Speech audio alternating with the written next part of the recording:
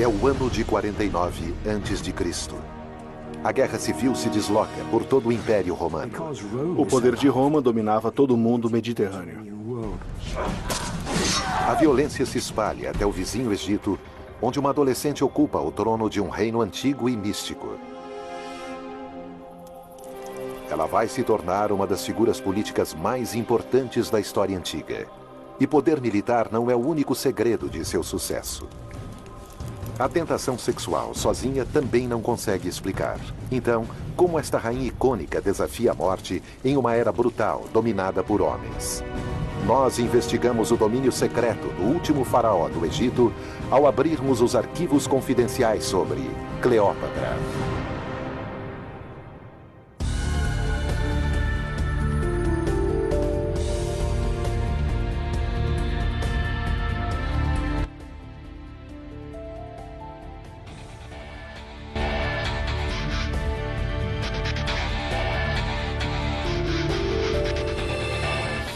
Arquivos confidenciais. Cleópatra. Durante 2000 anos, lendas da vida amorosa da rainha Cleópatra inspiraram inúmeras pinturas, peças e filmes. Mas agora, estudiosos estão à procura da verdadeira rainha e exploram como inexplicavelmente ela encantou primeiro Júlio César e depois Marco Antônio, dois dos líderes mais influentes de Roma. Cleópatra nasceu em 69 a.C. e era a filha mais velha de uma linha longa de poderosos faraós egípcios. Existiram outras 6 rainhas Cleópatras na dinastia antes dela, batizada com o nome de seu fundador, Ptolomeu I. Maitrew é escritor e pesquisa esse período turbulento. Ptolomeu é grego e se estabeleceu no Egito depois da morte de Alexandre. Alexandre o Grande era o general macedônico que conquistou o Egito em 332 a.C. Depois de sua morte, um de seus melhores generais, Ptolomeu, assumiu o país. E a partir daí surgiu a dinastia Ptolomaica, que durou 300 anos. Quando Cleópatra tinha só 18 anos, seu pai morre. Ela ascende ao trono e se torna Rainha Cleópatra VII, governando ao lado de seu irmão de 10 anos, Ptolomeu XIII. A união de irmão e irmã é habitual. O Dr. Christopher Snyder pesquisa as dinastias antigas do Egito e Roma. Eles tornaram Cleópatra consorte de seu irmão Ptolomeu. E isso era uma tradição egípcia, que era uma forma de manter o sangue divino dentro da família real. A doutora Debbie Charles explica a precariedade da vida real ptolomaica. Havia briga interna durante os últimos 50 anos. Talvez até mais que isso. Traições e assassinatos são um risco constante na corte. O pai de Cleópatra foi um dos poucos governantes que não foi assassinado. E agora, a rainha adolescente encara um perigo iminente vindo do exterior. Por todo o mar Mediterrâneo até o norte, se estende o maior superpoder expansionista da história: Roma. Roma dominava o mundo mediterrâneo 2000 anos atrás. E os romanos eram incrivelmente atrevidos, agressivos, aventureiros, e eles levaram sua civilização até onde conseguiram para o oeste e até onde conseguiram para o leste. E isso incluiu o Egito. Na época de ascensão de Cleópatra, o império se estende do Atlântico Norte até o Mediterrâneo Oriental. E no seu centro, Roma.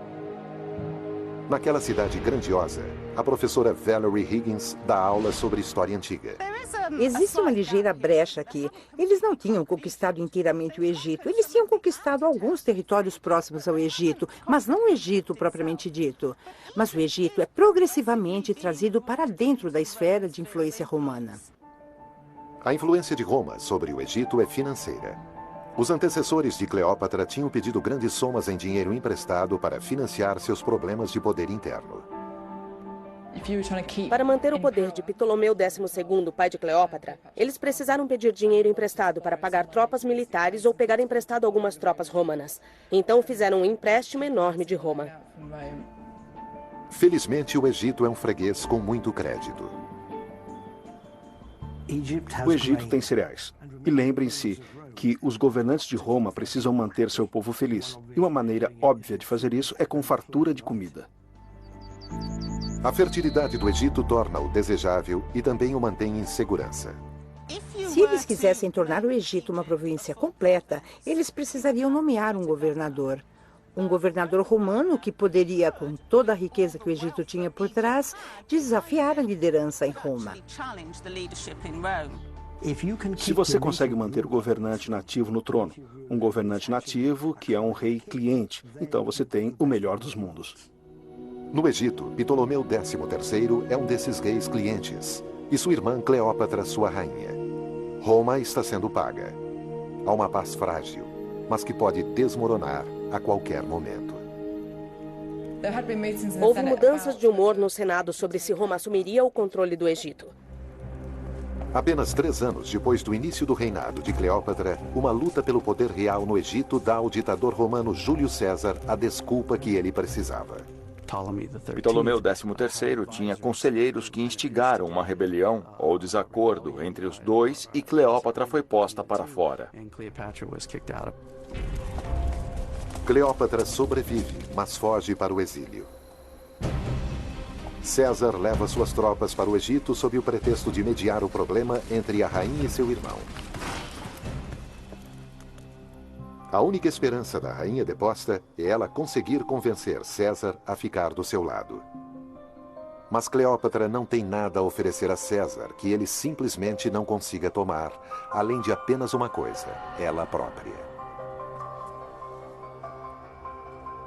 Pat Brown estuda a vida e a morte de Cleópatra. Então diz a história que para conseguir conhecer Júlio César, ela foi enrolada em um tapete e carregada até ele dentro do palácio, e quando desenrolaram o tapete diante de Júlio César, Cleópatra surgiu.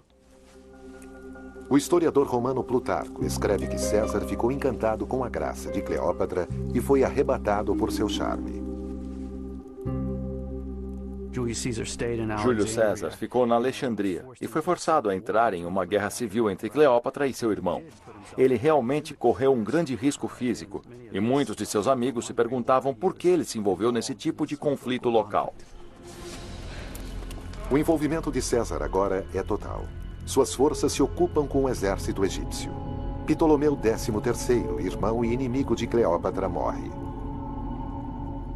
Mas ao invés de tomar conta do Egito, César devolve o poder a Cleópatra e a instala como rainha ao lado de seu outro irmão, Ptolomeu XIV.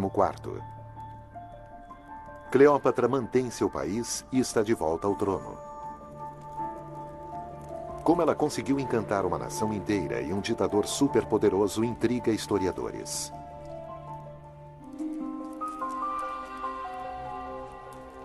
Mas, mesmo que ela tenha sido a mulher mais bonita que já existiu, a promessa de sexo com ela seria uma motivação suficiente para um governante muito inteligente e calculista como César mudar todo o seu comportamento, perder territórios valiosos, prejudicar sua imagem política e até arriscar sua vida?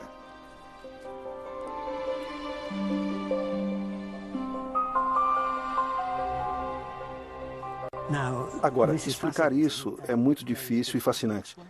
Não pode ser só por causa de um rostinho bonito, deve ter havido mais do que um encantamento físico. Agora, estudiosos estão concentrados em algo além de sua aparência física e investigam os outros atrativos de Cleópatra. Acho que algo que muitas vezes é esquecido é o quanto Cleópatra era intelectualizada. Cleópatra falava, além de grego e egípcio, idiomas como o aramaico e o siríaco. Ela era uma jovem muito educada, e isso a ajudou muito como rainha do Egito. Ela era cientista e filósofa, conseguia debater com as melhores mentes gregas e, sem dúvida, era a mulher mais rica do mundo mediterrâneo, e gente como César gostava disso. Até então, os atributos de Cleópatra tinham salvo sua independência soberana obtida com a sedução de Júlio César, agora um ditador e, portanto, o homem mais poderoso do mundo romano.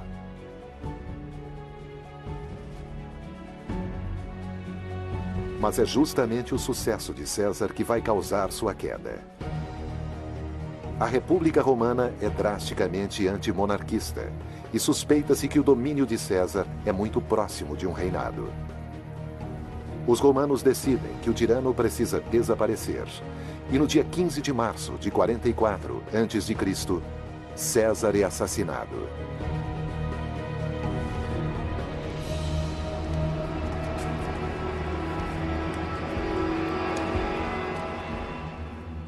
Depois do assassinato de César, Cleópatra ficou em uma situação terrível. Ela não tinha mais ninguém para apoiá-la. O Império Romano está dividido de novo. E mais tarde, uma guerra civil é iniciada novamente quando Otaviano, filho adotivo e herdeiro de César, entra em oposição a Marco Antônio, um dos generais mais formidáveis e bem-sucedidos de Roma. Otaviano e Marco Antônio eram dois indivíduos muito diferentes. Otaviano não era um soldado. Ele era um político astuto e um homem muito cuidadoso e modesto. Antônio era uma figura exagerada. Ele era um grande soldado, um grande amante e muito amigo de seus colegas soldados. Em uma reprise do conflito romano anterior, o Egito de Cleópatra é um campo de batalha fundamental. Marco Antônio solicita que a rainha fique do seu lado. De novo, Cleópatra quer manter seu trono e guardar a situação de soberania egípcia. E de novo, ela não tem nada para barganhar que Marco Antônio não consiga força além de si mesma.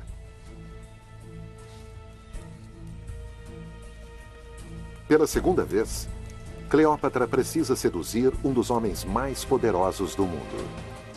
Ela definitivamente se oferece a Marco Antônio para fasciná-lo o máximo possível, pois ela tem muito a perder se não fizer isso. Aqueles banquetes suntuosos que Cleópatra oferecia em sua barca, onde ela tira um de seus brincos, uma das maiores pérolas já vistas, e a dissolve num copo de vinho. Uma demonstração literal de consumo notável. A opulência cabal daquilo tudo é algo que impressionou demais os romanos. Cleópatra adicionou extravagância, excessos e gula à sua lista de seduções para atrair Marco Antônio.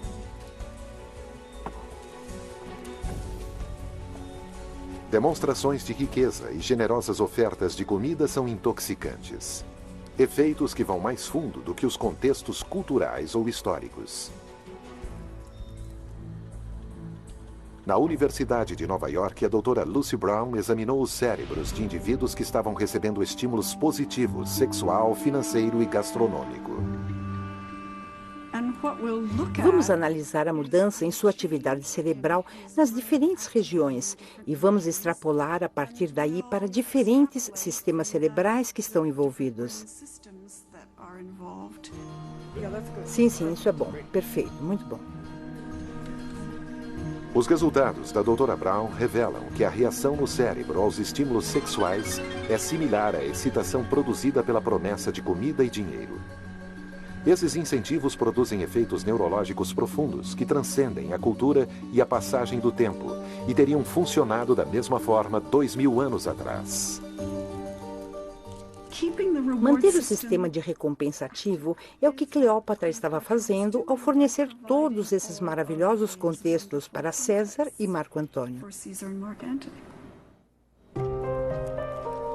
A técnica de Cleópatra é um concerto de prazeres dirigido. Tudo é cuidadosamente planejado. Ela usa seu dinheiro, sua sensualidade, e tudo é orquestrado.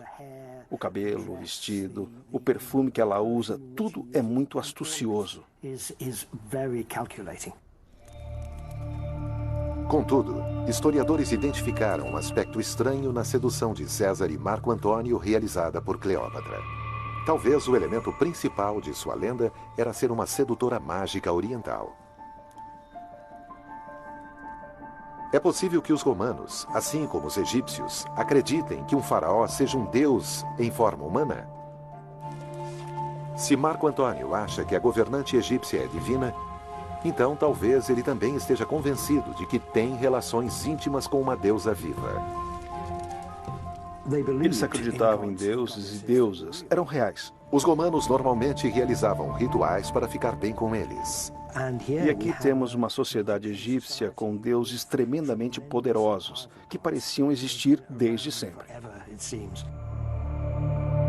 Na época do reinado de Cleópatra, o Egito já era uma civilização antiga. Incrivelmente, o século XXI está mais próximo da era romana do que os romanos estavam em relação à construção das pirâmides. Ainda é um enigma para os romanos como aquelas criações de bilhões de toneladas foram erguidas. Em uma era de profundas convicções religiosas, os romanos deviam ter um respeito enorme pelo passado místico dos egípcios e pelos deuses bizarros que protegiam Cleópatra. Nós pensamos em termos de cabeças de falcão e crocodilos humanizados, e eles são assustadores. Há aquela espécie de malevolência sobrenatural que a gente relaciona ao Egito. Para os romanos, o Egito é misterioso, exótico e assustador. Acho que era assustador. Acho que temos de imaginar que o povo do mundo antigo era o que hoje poderíamos chamar de supersticioso. Plutarco nos conta como Cleópatra joga com as crenças espirituais de Marco Antônio pela forma que ela se apresentou para ele. Ela surge diante dele como uma espécie de deusa fatal, tanto do Egito como da Grécia. Ísis, que é a deusa da fertilidade e a maior deusa na mitologia egípcia, fundida com Afrodite, a deusa do amor. Mas alguns estudiosos discutem que isto é mais do que a interpretação de um papel e que Marco Antônio pode ter visto Cleópatra como sendo, ao menos em parte, sobrenatural. A prova se funda nos comportamentos psicológicos e religiosos profundamente enraizados dos romanos. Investigações mais profundas no trabalho de Horácio, um importante poeta romano, vivo e ativo, enquanto os eventos se desenrolavam, revelam pistas de como os romanos pensavam 2000 anos atrás. O especialista em latim, Dr. Paul Gwyn, está analisando a linguagem que Horácio usa para descrever a sedução de Marco Antônio por Cleópatra. Horácio escreve de uma maneira sofisticada.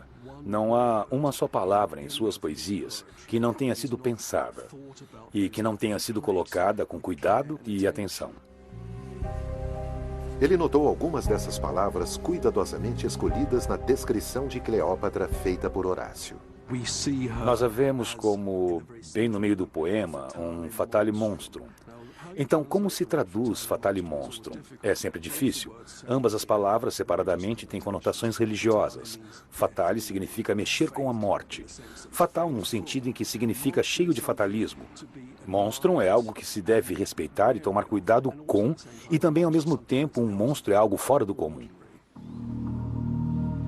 Conforme Horácio descreve Cleópatra como monstrum, de onde deriva a palavra moderna monstro, ele supõe que eles a consideravam fora do comum, exótica e diferente. Suponhamos que Marco Antônio acreditava que estava dormindo com alguém divino. Ou seja, é muito difícil para nós pensarmos assim, considerando que somos racionais agora. É muito tentador em nosso mundo cínico e moderno achar que personagens importantes como César e Marco Antônio estavam acima disso, que eles eram cínicos inflexíveis, muito inteligentes, que estavam apenas fingindo. Eu não acho que isso seja verdade. Acho que isso se trata de uma má interpretação do significado do mundo antigo. Eles foram educados para reconhecer isso.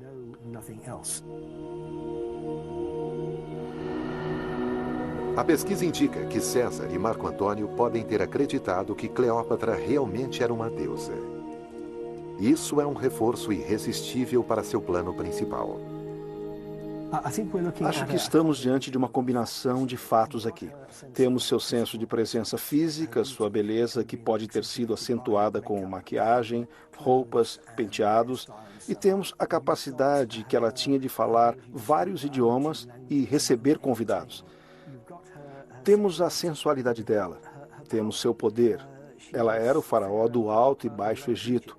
Juntamos tudo isso e temos algo que, adicionado ao fator charme, esta mulher é uma deusa.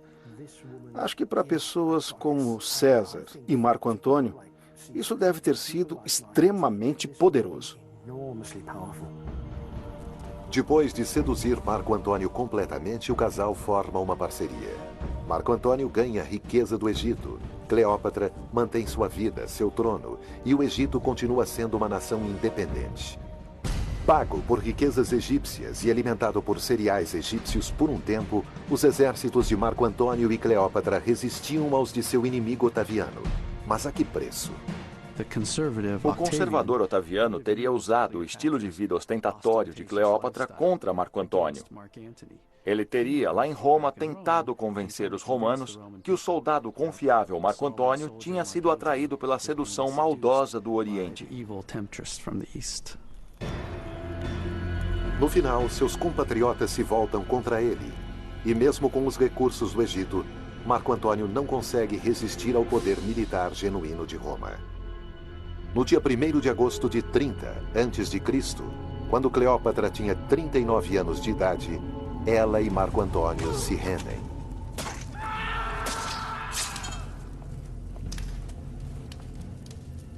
Em vez de serem capturados por Otaviano e arrastados acorrentados até Roma, Marco Antônio e Cleópatra se suicidam.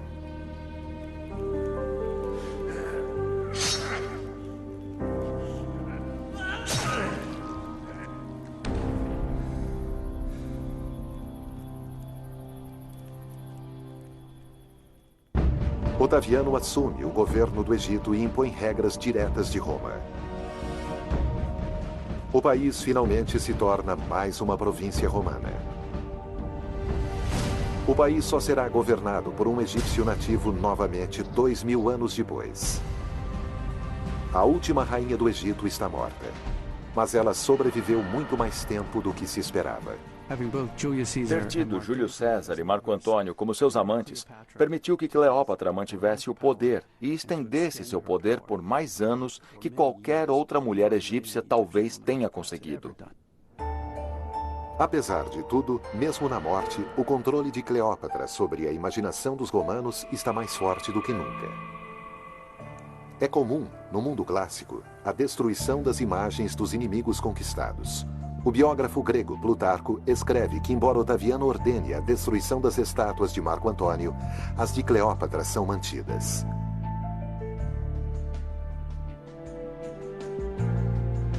Otaviano então prepara uma mostra generosa, levando espólios do Egito e uma efígie de Cleópatra para serem exibidos em Roma durante sua procissão de vitória. Plutarco escreve que Otaviano recebeu propina para manter as estátuas de Cleópatra intactas. Pode ser que ele também, sabendo que ela era reverenciada como uma deusa por seu povo, pode ter sido encantado pela lenda da vida de Cleópatra, assim como o mundo está ainda hoje.